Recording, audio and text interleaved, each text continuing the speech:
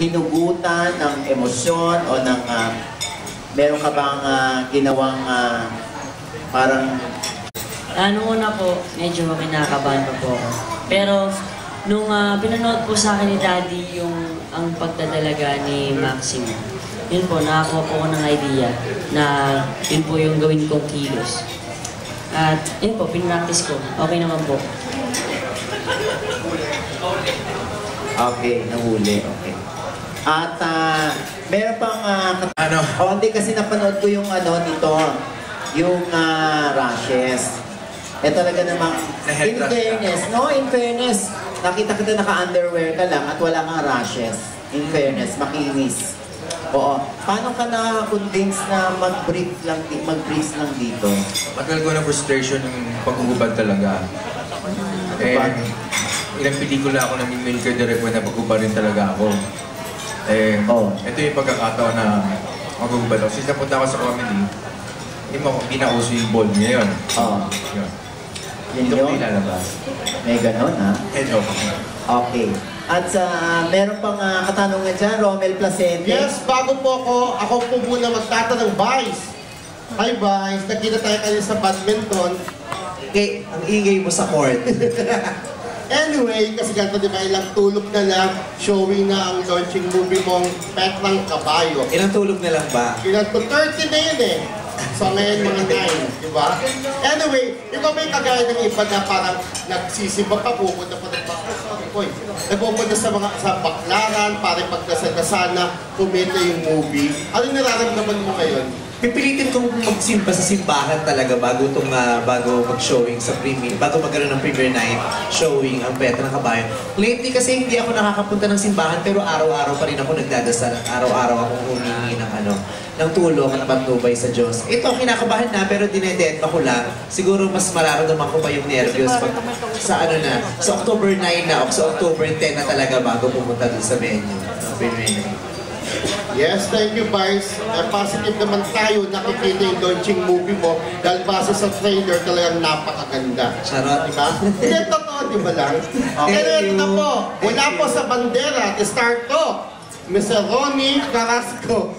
Ay, tweet bits na pala. Para kay Sam Pinto. Ano po? Ay, dreaming sa akin. Sam, did you not realize na swak na sa pelikula dahil ang apelido mong Pinto ay isang uri ng kabayo? Opo, alam ko po yun. Yeah, it's a breed of horse also. Taga Mexico ata? So, swak ka sa movie because your last name happens to be a horse type. I guess so. At parang kay DJ, segue na rin ako.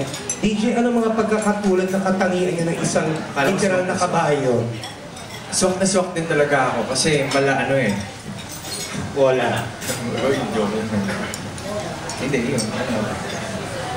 Hindi kasi mag-endorse ako ng main and tail dito sa pelikula tsaka scratch.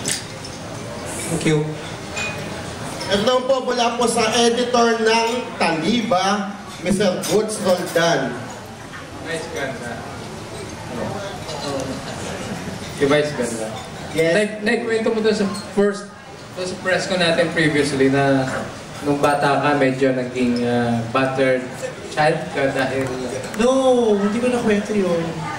Hindi ko ba nagkwento? Hindi ako naging battered kid. Hindi naman. Yung parang gusto kang gawing... yung gusto ng daddy mo. I was asked by si Ronnie yata, nagtanong sa akin. Hindi, sino nga ba nagtanong? Si Ronnie, pero hindi ako binubugbog. Pero, yung kapatid ko. Okay, pero may time ba sa yung life na nasubukan mong magpakalalaki? Oo, mahabang panahon ako nagpakalalaki. College, late bloomer nga ako eh. College na talaga ako, nag-super bakla talagang todo. Nagbakla na talaga, nagpahaba ng buhok, nagkutur ng kilay, lahat, jumowa. From grade school hanggang college talagang tinatago ko pa. Hanggang first year college, tinatago ko pa yung kabaklaan ko. Natatakot pa ako. So ano na feel mo nung suppressed yung iyong pagkadalaga, pagbabae? Malungkot, syempre. Pero okay din naman. Paminsan-minsan pumupuslit din naman ako. Pero mahirap talaga. Mahirap talaga yung suppressed ka. Hindi ka makakatodo talaga. Kaya hindi masyadong fun. Pero nakakapuslit pa rin naman ako. Nakakapaglalaki pa rin ako sa mga jeep. Ganun pagtulog yung tatay ko. Hindi ka pala nagkaroon ng attraction for girls? Wala eh. Trinay kong jumawa ng babae dati, pero pag pinifigure out ko, hindi naman talaga ako na-attract. Although nakaka-appreciate ako ng ganda ng babae, pero yung attraction, wala. Nagkajowa ako ng babae, trinay ko makipag-holding hands. Kaya ko naman, pero pag nasinihan na kami, pag nagkahalikan na kami, natitiri na ako sa sarili ko. Hindi ko na-carry. Okay, thank you, Vice. Thank you. Thank you. Pero tuturuan ko si Vice. Ay, okay na ako, Odge. Huwag mo lang ako idamay sa mga trip mo.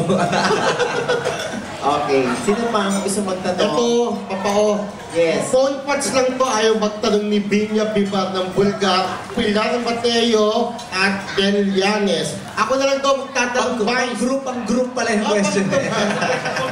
Hindi. Anong reaction mo, Vice? Parang ikaw yata yung minomonitor ng gusto ng MTRCB, lalo na ni Chairman Laguardia, dahil meron daw double meaning yung mga dinideliver mong statement o ng comments mo sa pag-judge mo sa showtime. Paulit-ulit ko naman sinasabi yun, walang anumang salita ang marumi, walang masamang salita. Ang nagpapasimple sa isang maling salita, yung isang maruming kaisipan. Ako nagsalita lang ako ng simple. Ang nag-isip ng masama, yung tao nakarinig. So hindi ako dapat siguro ng monitor niya, kundi yung utak niya. Kasi siya ang nagbigay ng kahulugan doon sa sinabi kong simple. Diba? Problema niya na yun, hindi ko na problema.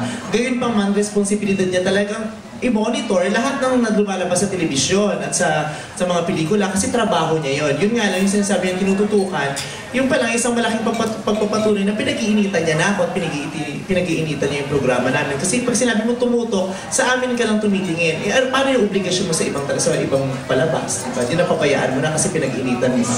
Dapat lang na panoorin niya at talagang i-monitor niya lahat kasi trabaho niya yon. Pero yung pag-initan, hindi nakasama sa kanya yon. Okay lang naman at saka sinasabing dapat mag-ingat. Simulat sa pool, nag-iingat na ako. Then, may obligasyon din naman ako dun sa mga taong nanonood sa akin. Ayun na. Ayan. Sana lang may nakarinig na sinabi ko. Diba?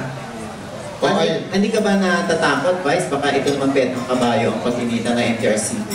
Hindi, wala naman akong kinakatakutan. Hindi ako natatakot kay Laguardia. O kung matatakot man ako, sa Diyos lang ako matatakot at sa nanay ko. Kay Laguardia, hindi. First long as alam ko, hindi naman ako ganun katanga para gumawa ng isang bagay na alam ko ng mali, pero ginawa ko pa. Kung ano yung alam kong tama, yun lang ang gagawin ko sa harapan at hindi sa harapan ng mga tao. Okay. Follow up, Vice. Eh di ba nagpapalit? Follow up ka na nun, narinig mo ba yung sinagot ko? Oo, narinig ko. Hindi ka natatakot kay Laguardia, natatakot ka sa Diyos lang. Paano ako, di ba? So, gusto mong mapalitan na si Laguardia, si chairman, kasi di ba nagpapalit na ngayon? Hindi naman talaga ako masyadong kumbaga hindi ako masyadong partikular kung sino umupo dyan. Hindi ko nga nararamdaman si Chairman Laguardia ang chairman. No? Wala akong pakialam kung sino umupo. Kung gusto niya mag-overstay siya, hindi siya nag-exist sa akin. Oh, ang title, hindi nag-exist si chairman o talbog. Diba? Anyway, hindi siya galit. Pinapaliwanag lang po ni Vice ang nararamdaman niya. O, diba? Kailangan Anyway, ito na ako si Babaw na tayo. Hindi. Alam mo, kung paano merong opinion si Chairman Laguardia, siya yung na-hot seat, kaya naman nagkaroon ng ganitong issue dahil si Chairman Laguardia ay na-hot seat.